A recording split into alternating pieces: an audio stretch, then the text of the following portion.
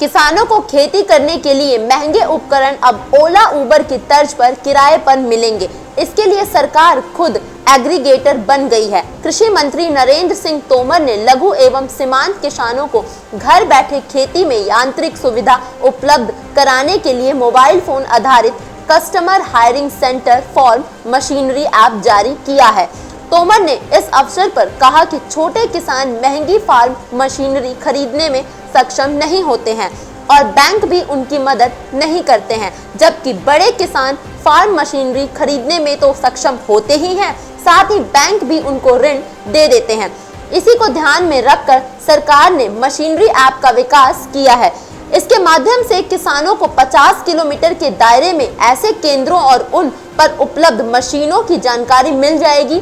उन्होंने बताया कि इन मशीनों के लिए देश भर में 40,000 केंद्र स्थापित किए गए हैं और 1.41 लाख किसान इससे जुड़े गए हैं। कृषि मंत्री के किसानों को नई कृषि तकनीकों, बीज हब और मौसम की सलाह के लिए एक और मोबाइल ऐप कृषि किसान भी लॉन्च किया गया है। उन्होंने कहा कि हम छोटे और सीमांत किसानों को सशक्त बनाने की कोशिश कर रहे हैं। हमने उन तक पहुंचने के लिए मोबाइल ऐप जैसी तकनीक का उपयोग करने के बारे में सोचा। जिस तरह से आप ऐप का उपयोग करके ओला या उबर कैब बुक करते हैं, उसी तरह से किसान ऐप का उपयोग कर फार्म मशीनरी किराए पर ले सकेंगे।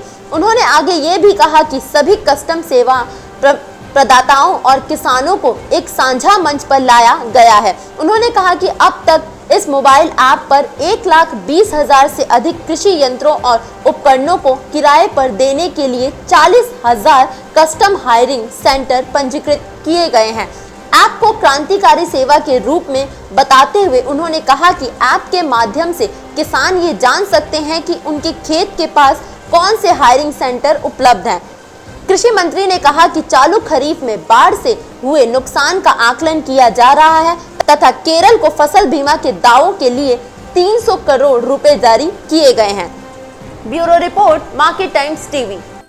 आपको अगर हमारा वीडियो पसंद आया है तो इसे लाइक करें, साथ ही YouTube चैनल को सब्सक्राइब कीजिए और मोर अपडेट्स जानने के लिए बेल आइकन को दबाना ना भूलें।